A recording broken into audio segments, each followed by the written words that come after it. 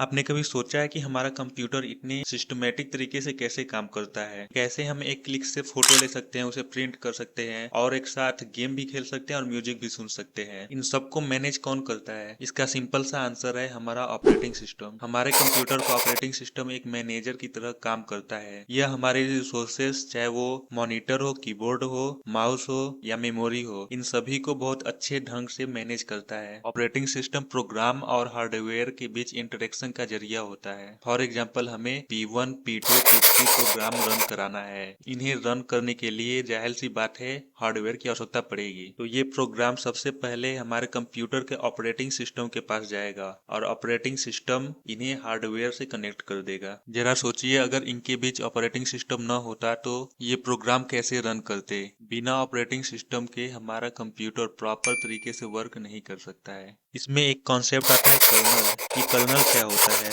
आपने टीवी नया operating system बनता है, जैसे हम विंडोज की बात करते हैं। विंडोज के आपने कई सारे ऑपरेटिंग सिस्टम देखे होंगे, 7, 8, 10, 11। तो क्या विंडोज ने इन सभी ऑपरेटिंग सिस्टम को जीरो से स्टार्ट किया होगा बनाना?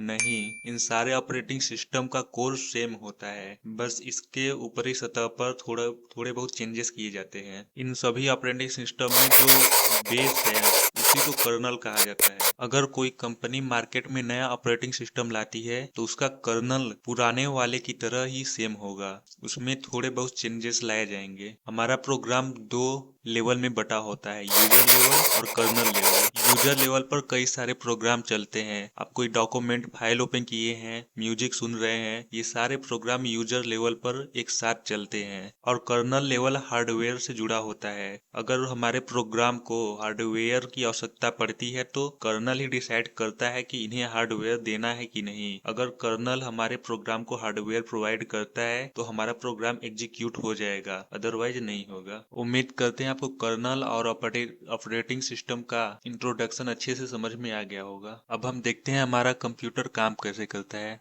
मेनली तीन चीजें होती हैं, सीपीयू, रैम और हार्ड डिस्क। इसमें रैम और हार्ड डिस्क मेमोरी होता है कंप्यूटर का। हमारा प्रोग्राम हार्ड डिस्क में स्टोर किया जाता है। अगर हमें किसी प्रोग्राम P1 को एग्जीक्यूट कराना है तो ये प्रोग्राम सबसे पहले रैम में जाएगा, फिर रैम से सीपीयू में उसका एग्जीक्यूशन स्टार्ट हो जाएगा। यहाँ सवाल ये उठता है कि हम दो अलग अलग तरह की मेमोरी का यूज क्यों करते हैं। देखिए, यहाँ रैम के साथ ये प्रॉब्लम है कि अगर उसमें कोई भी प्रोग्राम है तो वो बहुत लंबे समय तक नहीं टिक सकता। अगर हम अपने सिस्टम को बंद करते हैं, शट डाउन करते हैं, तो रैम से जो भी प्रोग्राम था वो डिलीट हो जाएगा। इसलिए हम हार्ड डिस्क का उपयोग करते हैं। हार्ड डिस्क में अगर कोई भी प्रोग्राम रखा गया है तो वो हमेशा के लिए उसमें रहेगा। बट हार्ड डिस्क हमारा स्लो होता है और सीपीयू फास्ट होता है। अगर हमें कोई प्रोग्राम एग्जीक्यूट कराना है तो सीपीयू उसे जल्दी से कर देगा, लेकिन हार्ड डिस्क से वो प्रोग्राम आने में बहुत समय लगता है।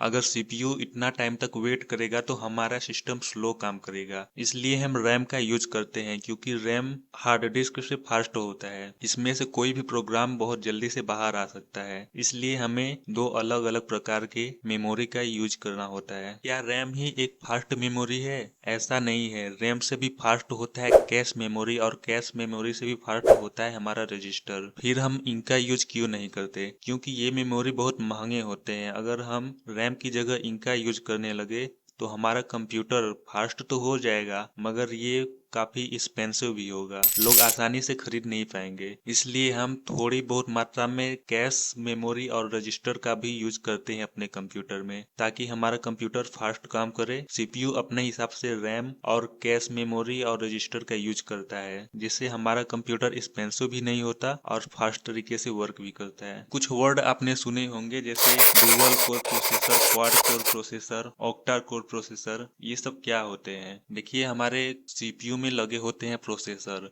अगर इसमें दो प्रोसेसर लगे हैं तो इसे हम डुअल कोर प्रोसेसर बोलेंगे। अगर चार प्रोसेसर लगे हैं तो इसे क्वाड कोर प्रोसेसर बोलते हैं। अगर 8 प्रोसेसर लगे हैं तो इसे ऑक्टा कोर प्रोसेसर बोलते हैं। सब वर्ड से हम ये पता कर सकते हैं कि हमारे सीपीयू में कितने प्रोसेसर लगे हुए हैं। तो ये था introduction to operating system. Next video से हम इस सीरीज को कंटिन्यू करेंगे, जिसमें सीयूईटी, एमएससी, एमसीए के लिए कंप्यूटर का कंप्लीट क्रैश कोर्स कराया जाएगा। तो मिलते हैं नेक्स्ट वीडियो में।